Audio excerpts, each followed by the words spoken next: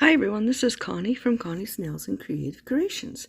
Today is my Little Bit Rustic challenge, and my co-host today is Lisa Marie from Living My Best Life with Lisa Marie.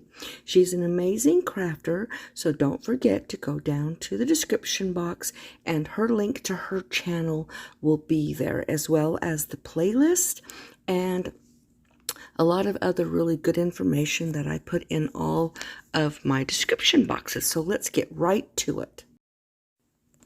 Okay, for DIY number 1, I got a frame that I have made. I did a DIY a couple of months ago and I hated it. I couldn't stand it. I love the frame though, so this is what we're going to change. So I took some foam core and I am cutting it to fit right into that frame, and I'm grabbing the homegrown calendar from the Dollar Tree, and I'm just going through it to find the right picture that I wanted. And I love bees, so this is where we're gonna this is the one we're gonna use, but it was way too big to fit into the frame. So I grabbed my cutter, my Fisker cutter, and I started cutting it down to where I wanted it. And I cut first the stripe off, and then I was trying to figure out exactly where I wanted to go with this. And what I ended up doing was I cut the sides off to make it fit sideways, but then it was too long. But I wanted everything that was on there, so I figured, well, I'm gonna have to cut it apart and then piece it back together.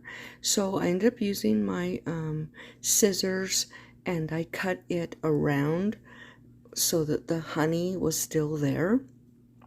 And I needed to cut off a little bit more off the edges, so I went ahead and did that.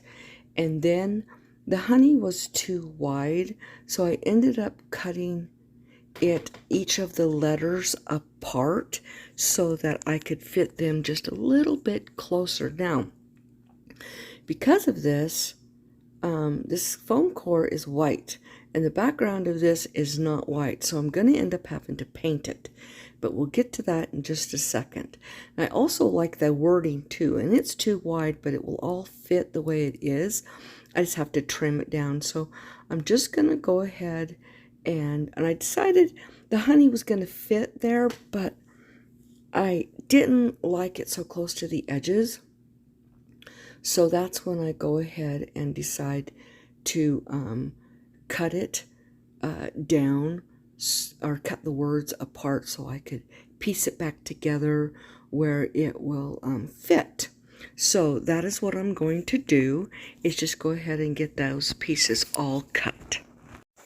Okay, so I am just cutting around each one of those letters. Now, if I've been doing this for many years, and if you when you're cutting around small things, if you move the project and not your scissors, you have more control and you can get around each one of the items a lot easier. Now this is fitting a lot better because I can tighten up the letters a little bit.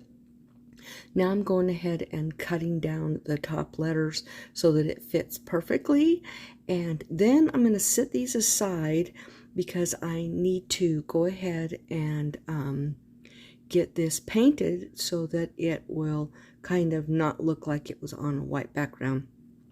I took white and a burnt umber, or actually it was nutmeg, from Applebarrel, which is from Plaid, and I'm a Plaid ambassador. So I am just putting this on this foam core, and I know that it's going to bubble up, so if I have to straighten it, but it ends up being okay. So I'm just putting a full coverage, but I'm not worried if it's not mixed really well. because I'm going to be putting some more to this, so that it ends up looking more like what the background looks. I know it looks a little pinkish, but what I end up doing is dry brushing white going both directions. And what this is going to do is going to give you more of a basket effect, which the background of the calendar picture has. So it's not perfect, but you can't tell when you put it on there. And I will be covering the whole thing with the glossy Mod Podge, because the calendar's very shiny. And I just used, I'm using a glue stick. I really like this glue stick. It sticks really well. And I'm just sticking all of these, the bottom with the B, as well as the letters and then the words across the top on here, so that it is all together. And like I said, when you put this on here, you cannot tell the difference when I'm finished, that it is not all just one piece, because of the background as well as the glossy and now Mod Podge. Now this is the Plaid Mod Podge roller. It smooths out the paper. So I'm just going to go ahead and cover the top of this with the Mod Podge, and then I will use the roller over the top, and that will push out any air bubbles that come up. Now you can also, if you use Mod Podge on something that is not going to melt, like foam core is going to melt, what you can do is put Mod Podge down first, wait till it dries, put your picture down, and iron over the top with parchment paper in between, and that will smooth, that will reactivate the glue, but it won't have bubbles. Now this is where I'm going to put this. Now I'm trying to decide, do I want to use this white rope? I could have, but it was too bulky, so I just ended up gluing this down. And for some reason, when I started putting the white on, the foam core straightened out, so it wasn't bowed. Now I've put this in, and I'm putting, there's some gaps, so I'm filling the gaps in with some hot glue, and then I'm going to just put jute.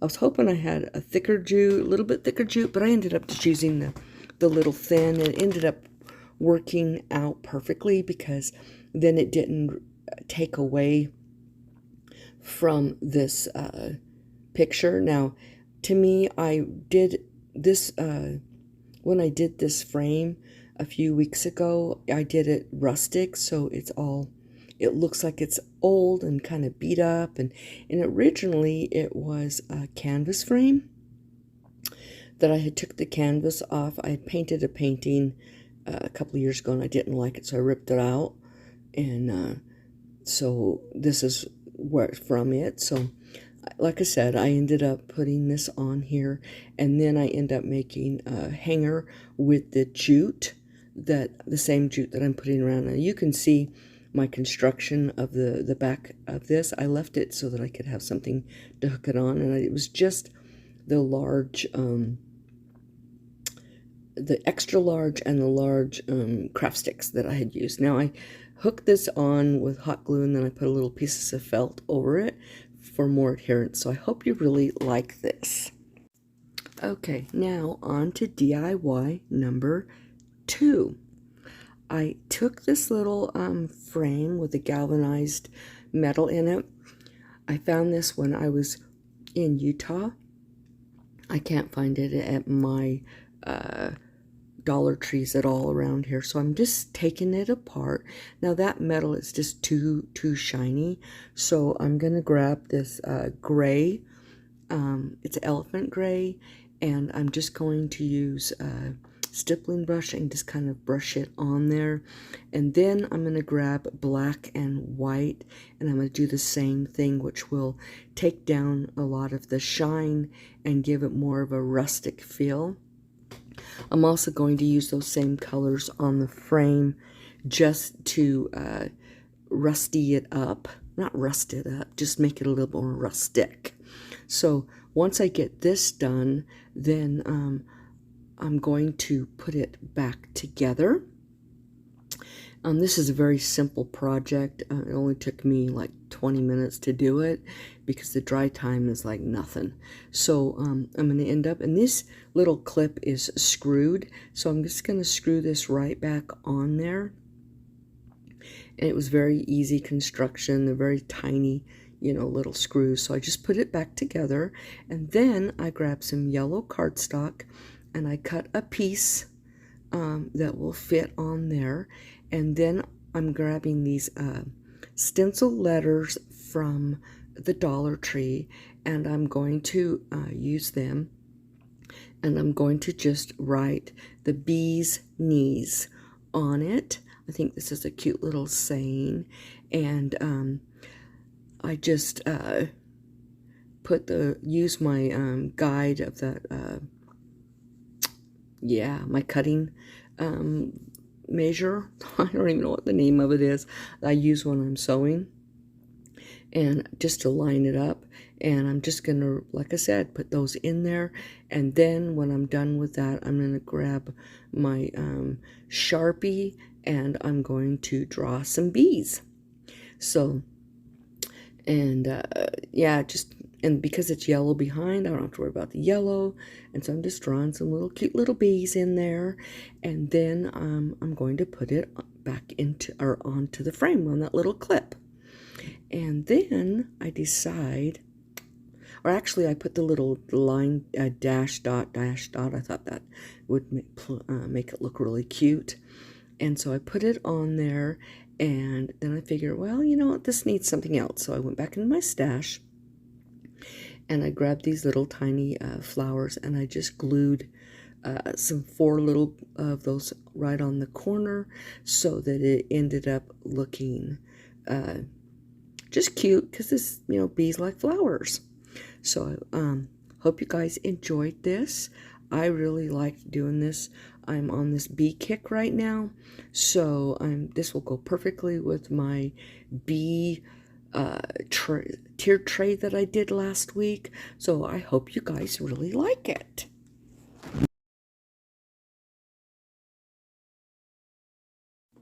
Okay, now down onto DIY number 3. This is a bamboo cutting board. When I was in Utah, Jackie found these at one of the stores, Jackie Burns DIY, and she got those for me. She picked them up for me, and so I'm going to use this. This is also, I'm going to repurpose a craft that I did probably 25-30 years ago. I really loved it, but it's just really old style, so I'm just going to revamp it. Here I'm taking that burnt umber, and I'm going to use some white and some black and gray, and I'm just going to make this look really old and aged. Also, while I'm doing this, don't forget to go down to the description box. Down there is going to have all the links to the playlist, to Lisa's videos, any tools I use. I'm going to have my link tree there, so that you can click on there and go to all my links. Now this is a little rabbit that I made, and I cut all these, I cut them out, and they were all hooked together with wire, which I love that look, but that's old school look. So I'm going to change that out, and I am just painting this bunny white, and I ended up doing 3 coats to cover up all of the stuff that was already on there. And then I'm taking this blue, and it's a folk art blue, which folk art is also plaid. Like I said before, I'm a plaid ambassador. So I just used 2 coats to cover up the wording on here, just to get it completely covered. Now, one thing I will tell you, that I used to do some very intricate little cuts. I have a scroll saw and I just love doing it. Now I'm taking some burlap ribbon and I'm cutting the wire edge off because I want to make this be a pocket. Now, once I get that done, I'm going to grab my little silicone mat, and this is actually from Dollar Tree, and it's a silicone pot holder, and I just use it for my hot glue gun to sit on, because silicone, you can just peel it right off.